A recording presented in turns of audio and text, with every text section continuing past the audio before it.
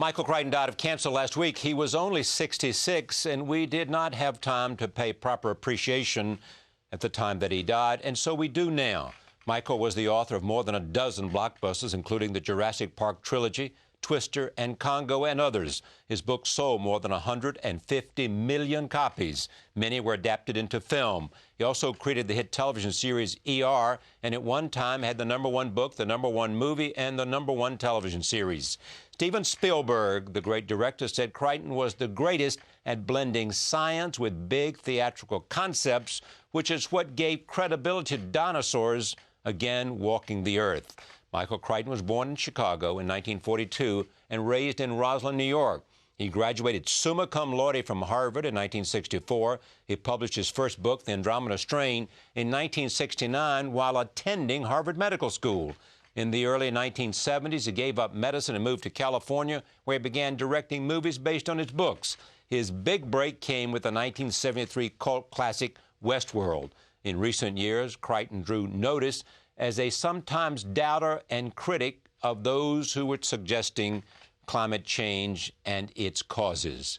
He is survived by his wife, Sherry, and a daughter, Taylor. Michael Crichton appeared on this program 5 times over the years, and here's some of those conversations. What's the drive, in a sense? I mean, what's the mountaintop for you? I'm not clear. You know, there was a time a few years ago when it was to pay the house payments. Yeah, right. That's clear. Yeah. That's easy, you know.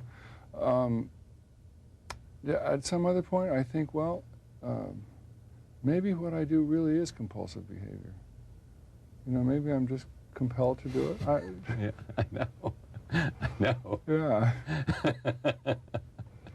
But I also think, you know, there's something that happens to me a lot where the conventional wisdom frequently irritates me so much. You know, I'll hear somebody talking, or I'll read something, and I'll think, that is so.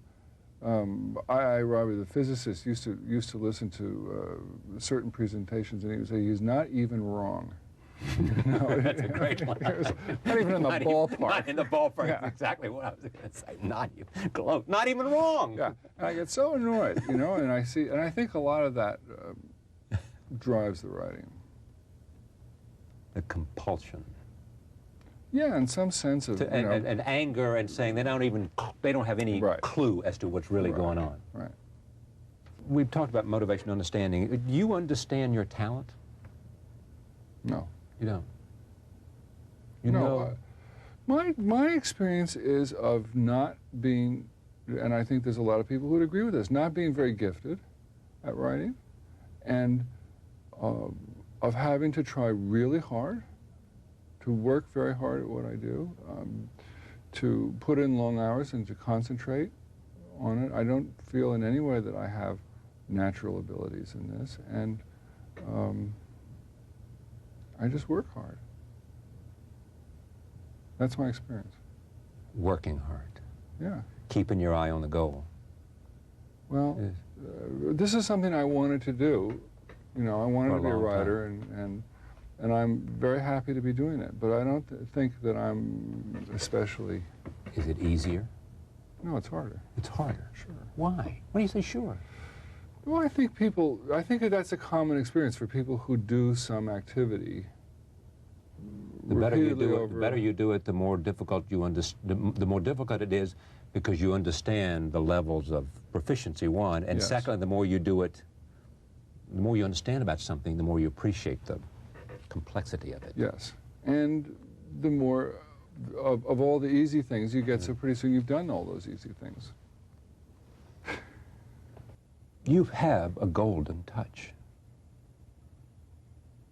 You work like mad, I know you do, but everything you do turns, for the most part, gold.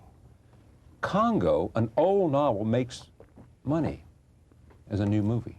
They're going back doing other things that you have written, as they have done with John Grisham, and a very different kind of writer. ER, television show. This has already been sold, as they say, speculate $8 to $12 million by Disney. It's none of our business. You have Jurassic Park, made a ton of money. You and your wife were their screenwriters for Twister. Made a ton of money. This book is 2.5 million copies.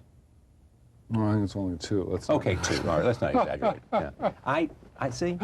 I lost. Well, it's getting to be so. Well, it is getting to be so, but it's all true.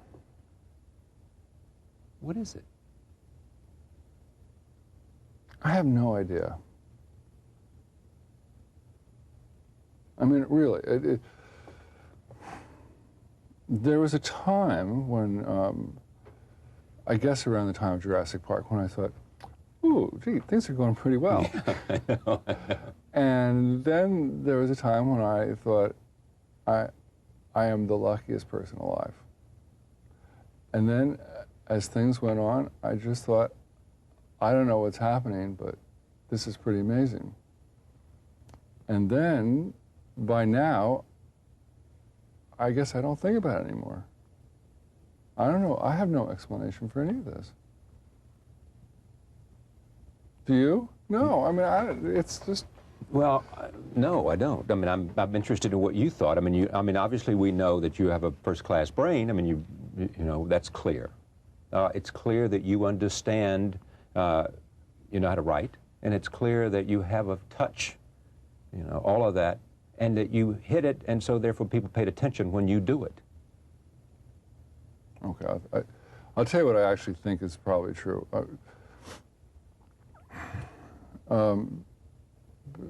Statistically, things do run in streaks. I had a pretty good streak in the late 60s and early 70s. Yeah. I had what everyone has now forgotten, a pretty long streak of unsuccessful things from the middle 70s to the late 80s. Mm-hmm. Now I got another positive streak. But probably if you added up all the books and all the movies, they'd probably look like chance, you know. Chance? Well, I mean 50% or something like that, you know, flip of a coin, yeah. Whether they're successful or not. Do you think you're especially smart, or you think that it is some other quality you have that enables you to be as productive as you are? Is it energy? Is it something else? Is it some X factor? And I certainly don't think I don't feel smart. You don't? No. Smart based on what you and I would recognize as somebody really bright. Yeah. I mean, I don't think... Some molecular scientist somewhere, yeah. Or some... There's this, Richard Feynman wrote in... speaking of smart. Yeah, speaking of smart. That's smart. Yeah, he's smart. Exactly.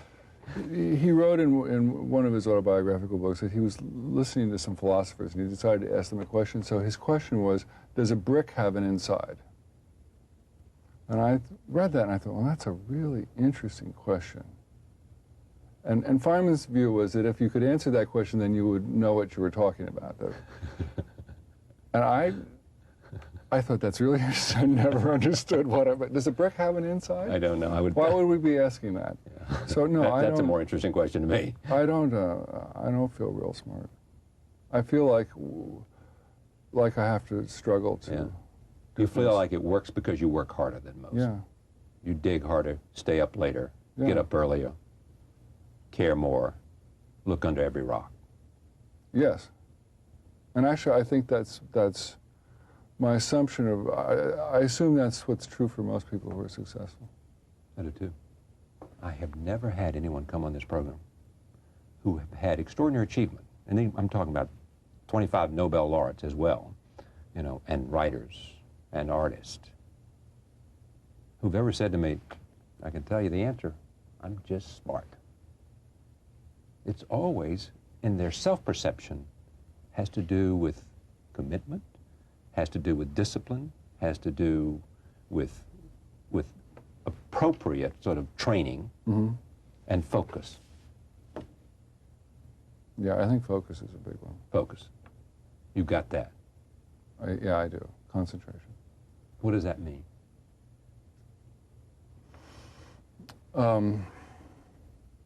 It means that I think of it like long distance running or something like that. I mean, I think of it as over time having built up a tolerance for trying to figure something out over a period of years even, you know, and being patient. like this press thing. I mean, I have notes. It was interesting. I had notes for a novel called Frame, '89. So I had some idea about the media. In '89, I'm waiting and waiting. Maybe I'll get it, and maybe I won't. You know, maybe it'll come to me, and maybe it won't. But that's a sort of endurance, and then to just sit at the word processor and good days and bad days, you know, plenty of bad days. If I ask this question, what do you want? Is there an answer? Do you know? What does success mean to you? Success to me means opportunity. I mean, in the area in which I work. Because the great difficulty that people have who want to write books or do movies or have TV shows is they don't feel they have access. They can't get their book published or their movie made or their TV show on the air. I can now. So that's what it means. It means I have the opportunity, so better have something to say. I was thinking about all the things you do and all of your interest in history and science, but in the end, when push comes to shove, you know, as they say in that often quoted cliche, you are a storyteller. I think that's right, yeah. That's what you do. Yes. That's what I like to do. Where does that come from? You know, I don't know, because my daughter has it too, and it started at an early age. I mean, when I would tell her fairy tales, she'd stop me and go, "No, Dad, he doesn't come out of the warehouse. He stays in there until the giant leaves or something." I think, wait a minute, you know, yeah. You're editing Graham's. I mean, but so there's some kind of an impulse about what makes a suitable story and what's right. And I think there may also be, it sounds funny, but there may also be some kind of sadistic impulse in there too. Sadistic? Yeah, I mean, there's all kind. What you're really doing in a narrative is you're paying out information bit by bit, which also means that you're holding it back. Mm-hmm. You know, you're trying to make people worried about something. You know how it's going to turn out, but you want the reader to have this feeling intermediately, and in that kind of manipulation, which I think is very pleasurable to experience if it's done well, there's something like sadism. I mean, that's what Hitchcock was accused of, too. Yeah, I know. Do you like the isolated quality of writing? Well, usually, when I'm writing, I wish I weren't. And when I'm working on a movie, I wish I was writing. So it's some way to be perpetually dissatisfied, I think. If someone says to you, you're marrying thriller mm-hmm. with science fiction, you say, not so much fiction. I hope, yeah. Yes, a thriller. Yes, a novel. But less science fiction than you might imagine. That's always my intent, or my and effort. calling card. Yeah. Yeah, because, for example, when you're talking about quantum physics, it's very, very difficult. And I'm hardly, a person to really be knowledgeable. When I'm looking at this, it's so hard to describe it at all. I recognize that there's a certain level where a physicist would say, yes, that's the correct way to state it. But no one would get it at all. No reader would understand it. And then there's another way, which is pretty easy to understand, but the physicist would say, no, it's completely wrong. Somewhere in the middle is a way of putting this information that's okay to read for a reader, mm-hmm. and the physicist will say, well, okay. And that's what I'm trying to, that's where I'm trying to get this. It's some balance between what's technically accurate and what's understandable. Why is it you're so fascinated with science? I mean, we all know you went to medical school, and we all know that while you were in medical school, you started writing novels under pseudonyms and helped pay your way. And we all know that Jonas Salk said to you, you're a better writer than doctor. Yeah. Right? True words. He said no. Yeah. So what is it about science for you? I don't know. I mean, I think it's something that's very easy for me.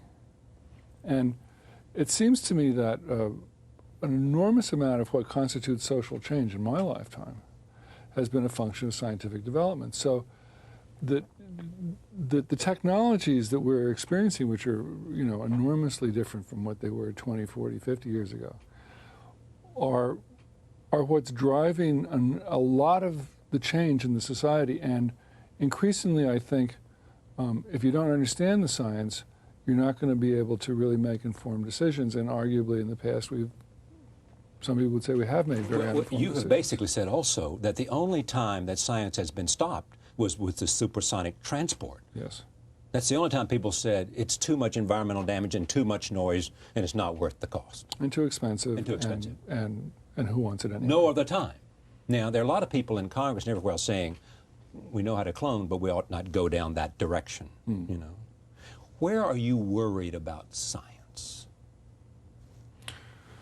I'm quite worried about the whole area of self-reproducing technologies, which is already biotechnology. Yeah, right. And that's part of why I did this, was to try and make an example of what might be in our future.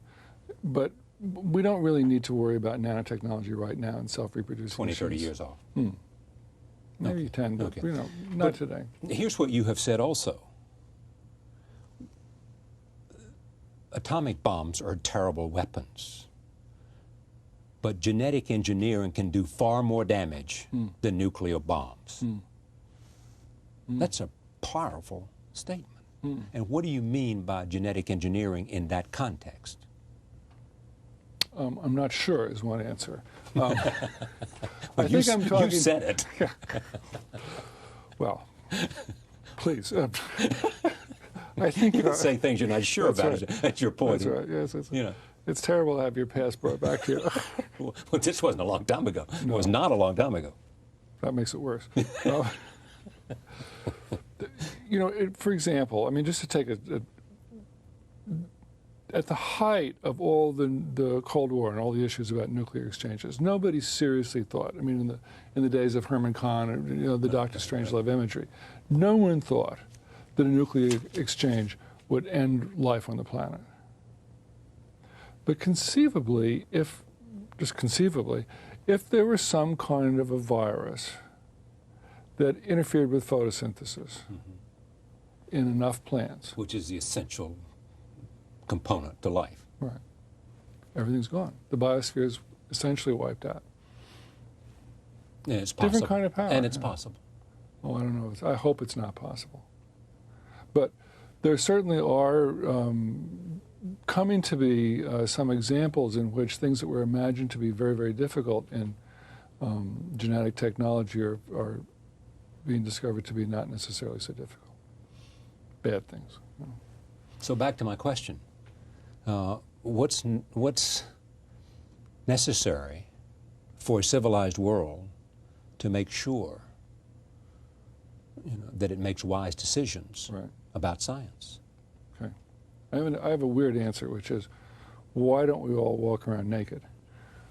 And it isn't really because there's a law about it or there's a regulation. We don't do it for lots of reasons, and we're trained not to do it. And there's all kinds of social pressures not to do it. And I think one important thing is the education of scientists themselves, in terms of having an intuition and an idea about what not to do. I mean, a very important change in my lifetime is I have heard scientists say, we were looking at this line of research and we decided not to follow it. It's too dangerous. Of all the things you have done, what has brought you the most psychic income satisfaction? Whatever is really difficult. Really? The more difficult, the more pleasure. Yeah, more sad. I mean, it was very difficult for me to do a book 20 years ago called Travels that was because it was about myself, and I didn't like to talk about myself. I liked it, actually. Yeah, thank you. And I'm trying to do another one, and I'm actually, I mean, it sounds perverse to many people, but I'm proud of having done the book about global warming. I mean, if you listen to this conversation, you have to be I knew everybody thinking. was going to be against me, and I thought, this is what I believe, and I'm sorry, and I said it, and I did it, and I've taken just flack for it, but you know what? It is what I believe. And you're proud that you did it because of you went into rough seas. Very rough seas. And nasty and personal and brutal and unfair and mean. Well, what was nasty, brutal, unfair, and mean? Oh, Charlie, this is, I mean, you want to look at what people say.